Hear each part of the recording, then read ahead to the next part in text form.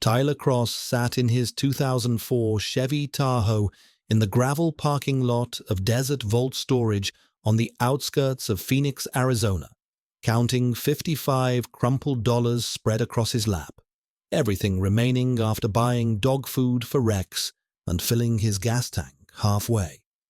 At 34 years old, 7 months into homelessness, Tyler had learned to measure survival in increasingly desperate calculations. $55 meant approximately 6 days of minimal food for himself, slightly longer if he skipped meals and relied on gas station bathroom water fountains. Phoenix and the sprawling Maricopa County faced a homelessness crisis that had intensified dramatically. Over 9,134 individuals experiencing homelessness according to the 2025 point-in-time count, with over 53% unsheltered and living in vehicles, parks, or literally on the streets. Tyler was one of approximately 462 homeless veterans in Maricopa County, part of the statistical reality that despite overall reductions in national veteran homelessness, local conditions in rapidly growing areas like Phoenix remained severe. His descent into this life had followed a pattern that would be familiar to any VA counselor: combat trauma, survivor's guilt, PTSD manifestation, treatment dropout, cascading consequences. The spiral had begun after a mission in Syria, a firefight where Tyler carried 3 wounded teammates to safety across 200 yards of hostile territory under sustained enemy fire, earning him a Silver Star he'd never claimed from the awards office. But Chief Petty Officer Danny Reeves, Tyler's best friend for 9 years, had bled out from femoral artery damage before the medevac helicopter arrived. Tyler had held pressure on the wound, felt Danny's pulse fade beneath his fingers, watched the life drain from eyes that had trusted him completely.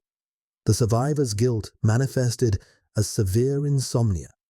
Tyler averaged 3 hours of sleep per night, waking repeatedly to phantom sounds of Danny's final words.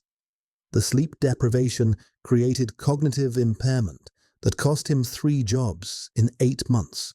Self-medication with alcohol provided temporary numbness but accelerated his professional and personal collapse. The VA had enrolled him in comprehensive PTSD treatment programs, but Tyler stopped attending after missing appointments due to sleeping in his Tahoe, with no alarm clock, no routine, no structure to maintain consistency. His disability checks, approximately $500 monthly, covered food and gas, but chronic back pain from carrying his wounded teammates required prescription pain medication he couldn't always afford when he had to choose between pills and eating. His only companion was Rex, an 8-year-old German shepherd who'd been Tyler's K9 partner during 3 deployments spanning Iraq and Syria. Rex had taken shrapnel in his hindquarters during the same Syria mission that killed Danny Reeves, metal fragments embedded in muscle, tissue creating permanent damage that manifested as noticeable limp and arthritis that flared during Phoenix's cold desert nights. When Tyler's life collapsed, eviction from his apartment, unemployment, eventual homelessness, Rex stayed with loyalty that defied rational explanation. Tyler had tried to surrender Rex to rescue organizations 3 times, believing the dog deserved better than sleeping in a vehicle and surviving on whatever food Tyler could provide. Each time, Rex had refused to stay, returning to Tyler's Tahoe within hours, sometimes walking miles to find the parking lot where Tyler was sleeping.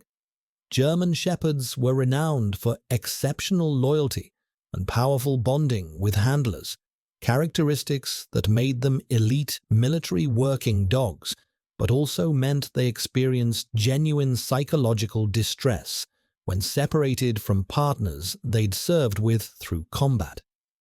Tyler survived through whatever work he could find, but his primary income came from attending storage unit auctions around Phoenix. Using his last available cash, he bid on abandoned units, hoping to find items he could resell at pawnshops or flea markets for enough profit to eat and buy gas for another week. Most units contained worthless junk, but it was legal income, requiring no background checks or references that would expose his homelessness and treatment failures. On a brutally hot September morning, when temperatures were forecast to reach 112 degrees by afternoon, typical for Phoenix's extended summer season, Tyler attended Desert Vault Storage's monthly auction with $55 representing his entire financial reserve. The auction was conducted by Eddie Morales, a gruff 60-year-old man who'd managed the facility for 23 years and treated Tyler with more respect than pity, recognizing that circumstances rather than character determined who ended up homeless. Unit 412 came up for auction mid-morning. Eddie opened the roll-up door for the required viewing period that allowed potential bidders to evaluate contents before committing money. The smell hit first, aggressive mildew and decay, suggesting serious water damage from roof leaks or plumbing failures that had destroyed most contents.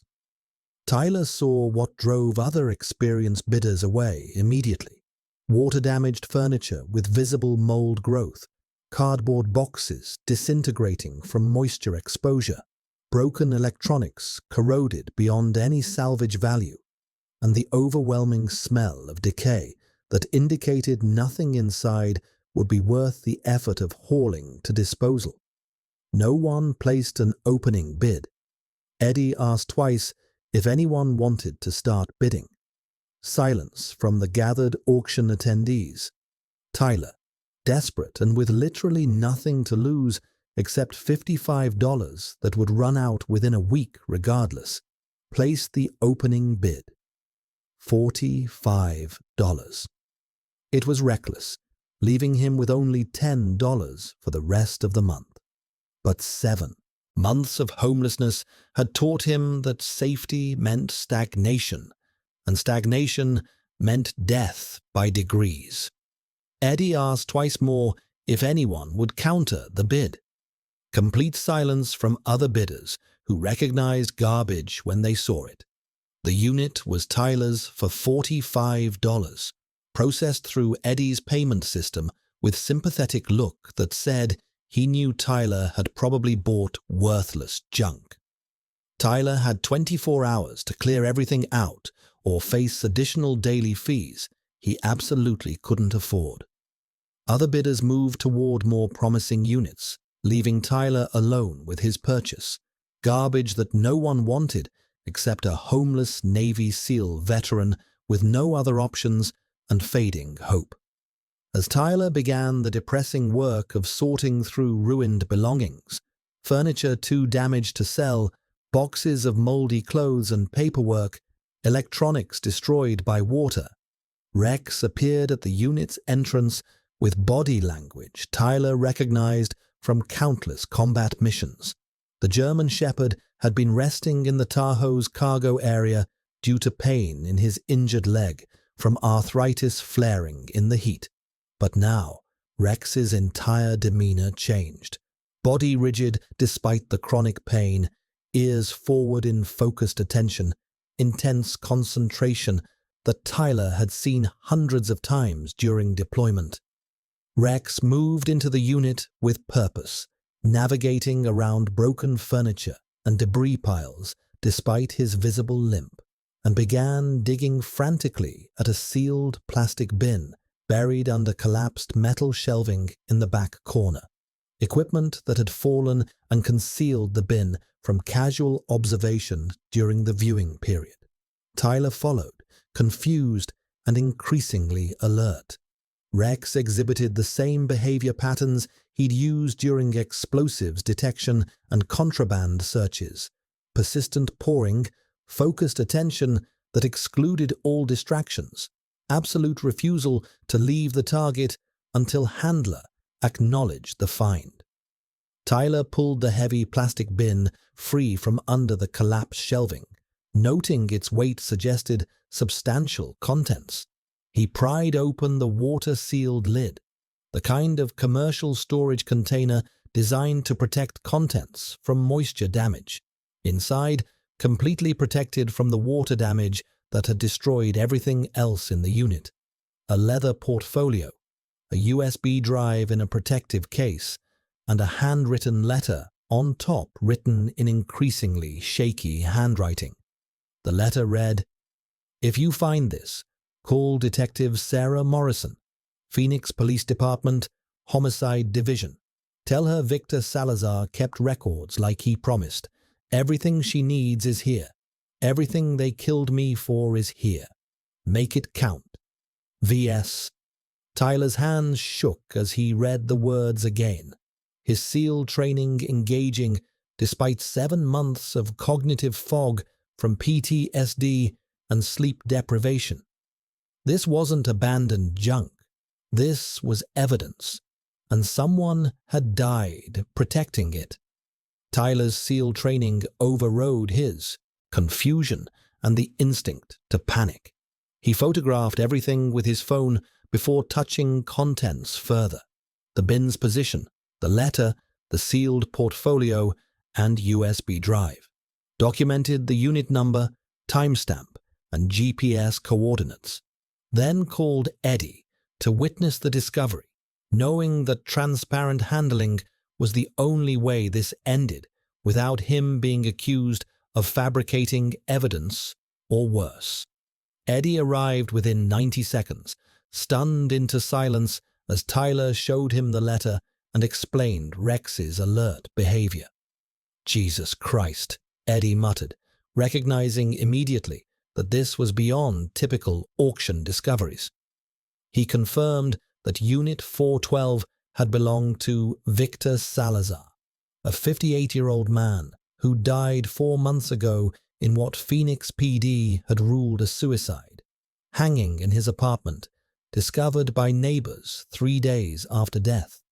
The unit had gone to auction after no family claimed it, and rent went unpaid for the legally required 6-month period. Eddie had no additional information about Salazar beyond basic rental records. Tyler drove to Phoenix Police Department headquarters downtown, bringing the portfolio and USB drive, leaving Rex in the Tahoe with windows cracked and water bowl filled.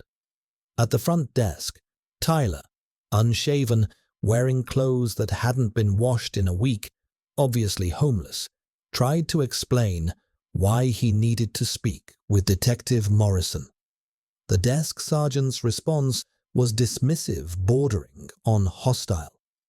"Let me guess, you found evidence that's going to make you rich or famous."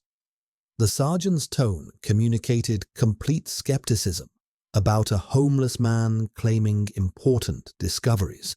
Tyler asked for Detective Sarah Morrison specifically, using the name from Salazar's letter. The sergeant refused without explanation about why civilians couldn't request specific detectives. Tyler was about to leave, accepting that homeless veterans weren't trusted even when trying to do the right thing, when a woman in plain clothes approached from the Detective Bureau hallway. Detective Sarah Morrison, Phoenix PD Homicide Division, 39 years old, with 12 years investigative experience, had overheard Tyler mention Victor Salazar's name. That name represented one of her greatest professional frustrations, a case she knew was murder, disguised as suicide, but couldn't prove. Morrison took Tyler to a private interview room and examined the portfolio with hands that shook visibly as she opened the leather case. Her laptop loaded the USB drive, and her face transformed as she began reading files. Victor Salazar worked as senior accountant for Apex Construction, Morrison explained, voice tight with controlled emotion. He was our confidential informant in an investigation of a labor trafficking ring. Apex was bringing undocumented workers across the border from Mexico, confiscating their identification documents and forcing them into construction labor under threat of deportation or violence against their families. She continued, "Victor came to us 8 months ago, said he'd discovered what Apex was really doing and wanted out. He was going to testify before a grand jury. We had him in protective custody. Then he supposedly killed himself, hanging in his apartment 3 days before testimony. His handler found him. I never believed it was suicide, but we had no evidence suggesting murder. The scene was clean, no witnesses, no forced entry, case officially closed.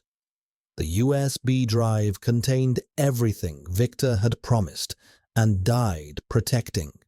Comprehensive financial records showing payments to corrupt U.S. Customs and Border Protection officials, contracts with construction projects across Arizona, Nevada, and California, forged immigration documents, payroll records showing workers paid far below minimum wage, and video recordings Victor had made secretly showing workers being threatened with deportation and physical abuse by Apex supervisors.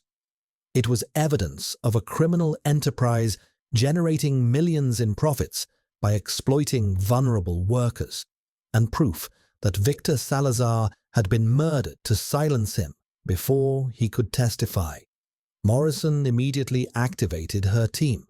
Within hours, the investigation exploded. Apex Construction's owner, Roland Kane, and 7 employees, including 2 supervisors and the company's director of operations, were arrested on charges ranging from human trafficking to murder, conspiracy, money laundering, and immigration fraud. The case Victor had built from inside the organization finally had its day in court with evidence that couldn't be destroyed or suppressed. But there was an immediate problem that Morrison addressed with Tyler 48 hours after the arrests. The trafficking ring knows someone found Victor's evidence, Morrison explained during a secure phone call to Tyler's cell. Court filings are public record. They know it came from a storage unit auction. Roland Kane's attorney has already filed discovery motions, asking for the finder's identity. You're in danger. 3 days after Tyler turned over the evidence, he returned to his Tahoe in a Walmart parking lot where he'd been sleeping to find a note tucked under the windshield wiper.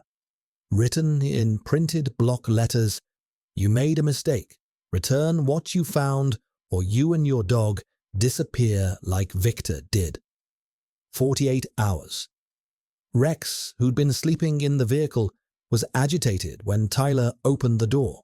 Alert posture, scanning parking lot for threats, exhibiting protective behaviors Tyler hadn't seen since their last combat deployment in Syria. Tyler's tactical assessment was immediate and cold. He was homeless, living in a vehicle with no security, completely exposed, with no resources to protect himself. He contacted Detective Morrison, who offered protective custody in a safe house until the trial concluded.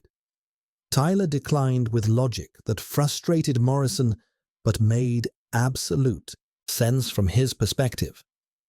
"I won't abandon Rex to protective services where they'd keep him in a kennel, and I'm not living in a safe house for months while you build your case. I'm homeless. I'm already invisible. Use that." Morrison had a different tactical idea that recognized Tyler's unique capabilities. "Help us draw them out. You're trained for surveillance and tactical operations. We're federal prosecutors and detectives. We follow rules and procedures. But you can move through environments we can't access and identify threats we'd miss." The turning point came when Tyler agreed to act as bait in a controlled operation. Phoenix PD set up surveillance on Desert Vault storage, betting the trafficking ring would send someone to question Eddie about the unit's contents, search other units Salazar might have rented, or attempt to recover any remaining evidence. Tyler positioned himself at the storage facility with Rex, appearing to be clearing out Unit 412's remaining junk by loading worthless furniture into a borrowed trailer. Normal activity for someone who'd won an auction.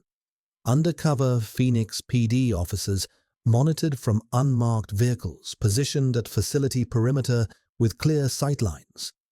2 men arrived in a black Ford F-150 approximately 2 hours into the operation. One matched the description of Carlos Mendez, known enforcer for Apex Construction with prior arrests for assault and weapons charges. They approached Tyler casually, projecting friendly curiosity. "Hey man, heard you bought the old unit last month," Mendez said, with practiced ease. "The one that belonged to that guy who offed himself. Did you find anything interesting besides furniture?" Tyler played dumb with perfect conviction. He'd conducted undercover operations in hostile territories where detection meant execution. "Just junk, man. Moldy furniture, broken stuff. Lost money on the deal, honestly." "Why? You looking for something?" Mendez's demeanor shifted when Tyler didn't immediately comply with subtle intimidation. "We think the old man left something valuable. Something that belongs to our employer. You sure you didn't find any paperwork, computer stuff, files?" "Nothing like that. Already told the auction guy same thing when cops asked." Tyler maintained cover. That's when Mendez got aggressive, reaching for Tyler's shirt while his partner, later identified as Tomas Rivera, moved deliberately toward Rex with clear intent to grab or harm the dog. Threatening Tyler was tactical miscalculation. Threatening Rex was catastrophic error that activated 2 decades of partnership between operator and K9. Rex engaged with professional precision, controlled apprehension bite to Rivera's extended arm, calculated pressure for pain compliance and threat immobilization rather than maximum damage. Simultaneously, Tyler disarmed Mendez using muscle memory from thousands of training hours, deflected Mendez's grab, trapped his wrist, applied joint lock, transitioned to control hold that put Mendez face down on concrete with Tyler's knee on spine. The entire engagement lasted 14 seconds, according to surveillance footage. Both suspects were immobilized. Detective Morrison's team converged from 3 directions with weapons drawn and arrest warrants. Recorded conversations from surveillance equipment provided additional evidence of conspiracy to obstruct justice and witness intimidation. The arrests of Mendez and Rivera led to 18 additional indictments as their cooperation under plea agreements exposed the full trafficking network structure. Roland Kane was convicted on multiple counts: first-degree murder of Victor Salazar, conspiracy and execution, human trafficking, labor exploitation, money laundering, immigration fraud, and racketeering. He received a 42-year federal sentence with no possibility of parole before serving 35 years. The workers Victor Salazar died trying to protect. 37 individuals documented in his records were granted temporary protected status, allowing them to remain in the United States legally while pursuing permanent immigration. Federal and state agencies provided resources including housing assistance, legal representation, and job placement services.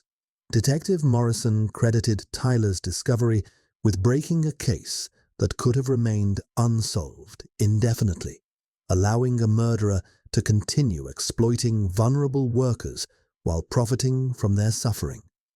The Phoenix Police Department offered Tyler a reward: $25,000 from the city's Witness Assistance Fund designed to compensate civilians who provide critical evidence, leading to convictions in major cases. Additionally, Detective Morrison personally coordinated with Phoenix VA Medical Center to fast-track Tyler into residential PTSD treatment, ensuring he wouldn't fall through administrative cracks that had failed him previously. For the first time in 7 months, Tyler had stable housing at the VA residential facility, regular meals, comprehensive mental health care, including evidence-based PTSD therapy, and medication management that addressed both his psychological trauma and chronic pain. Rex underwent surgery to remove accessible shrapnel fragments from his hindquarters and received ongoing pain management, including anti-inflammatory medications and physical therapy. The German Shepherd, who'd spent 7 months sleeping in a vehicle, finally had consistent veterinary care, addressing his chronic pain. But the real surprise came 6 weeks into Tyler's treatment program. Victor Salazar's sister, Elena Ruiz, contacted Tyler through Detective Morrison's coordination. Elena, a 54-year-old elementary school teacher living in Tucson, explained her brother's complicated final years. Victor had been estranged from our family for years due to guilt over working for Apex, Elena said. During their meeting at a Phoenix coffee shop, tears visible but voice steady, he discovered what they were really doing about a year before he died. When he realized the workers were essentially slaves being exploited and threatened, he couldn't face us. Our father was an immigrant who worked construction his whole life. Victor felt like he'd betrayed everything our family stood for, she continued. But he tried to make it right. He contacted police, gathered evidence, agreed to testify knowing it would probably get him killed. He told me 2 weeks before he died that he'd hidden insurance, evidence they couldn't destroy even if they killed him. He said whoever found it would be someone who deserved it more than he did. Eleanor presented Tyler with documentation that transformed his life. Victor had established a will 2 weeks before his death, placing $180,000, his life savings accumulated over 30 years of accounting work, in a legal trust with specific instructions. The trust was to be awarded to any person who ensures justice is served for the workers I failed to protect during my time at Apex Construction. As the person whose discovery led directly to the convictions and the liberation of 37 trafficked workers, Tyler was the legal beneficiary under the trust's explicit terms. The money, Victor's conscience offering and final redemptive act, belonged to Tyler. Tyler used the funds with disciplined planning, secured a small house with fenced yard in a modest Phoenix neighborhood, providing Rex with safe space to patrol and rest. Completed residential PTSD treatment program including 90 days of intensive therapy. Enrolled in vocational training program teaching skills applicable to civilian employment. 6 months after buying Unit 412 for $45, Tyler was sober, stable, and employed as peer counselor with Phoenix VA's homeless outreach program, using his lived experience to help other homeless veterans navigate the systems that had failed him before Victor's evidence changed his trajectory. He brought Rex to work. The scarred, limping combat German Shepherd became a therapy presence for veterans who trusted dogs more than systems that had repeatedly failed them. Tyler launched a secondary initiative funded by Victor's trust. He attended storage unit auctions across Arizona, specifically bidding on units that appeared to belong to veterans based on visible military gear during viewing periods.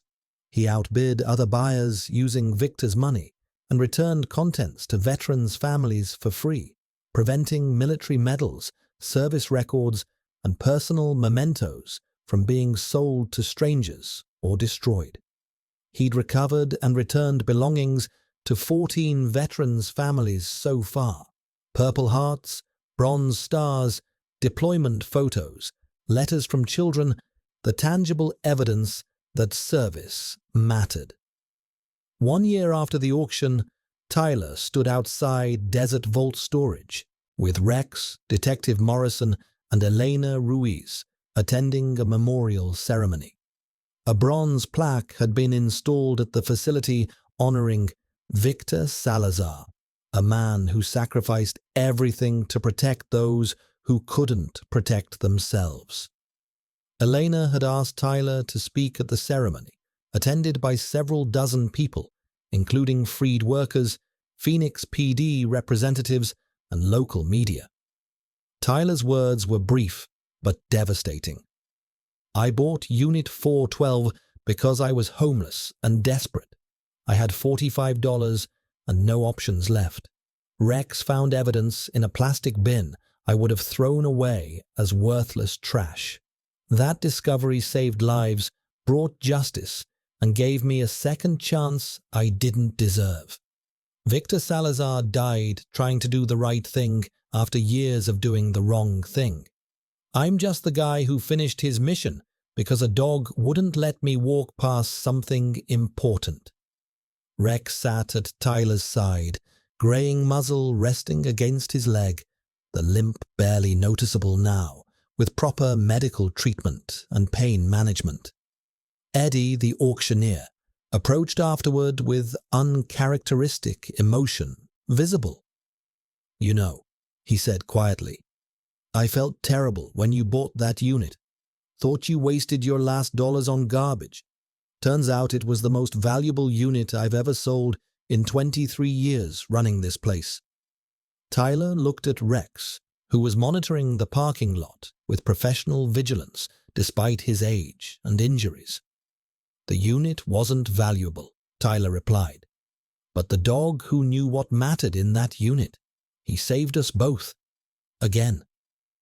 The surprise that saved them wasn't the $180,000 trust or the $25,000 reward. It was Rex's refusal to quit on a mission, even when the mission looked like junk in a storage unit nobody wanted. A homeless Navy SEAL and his combat German Shepherd learned that salvation doesn't look like treasure in adventure movies. It looks like a plastic bin full of someone else's conscience, a dog who detects meaning in garbage, and the willingness to finish what a dead man started, because honor doesn't retire when you leave the military. It just finds new battles worth fighting, even in storage units that smell like failure but contain evidence of hope.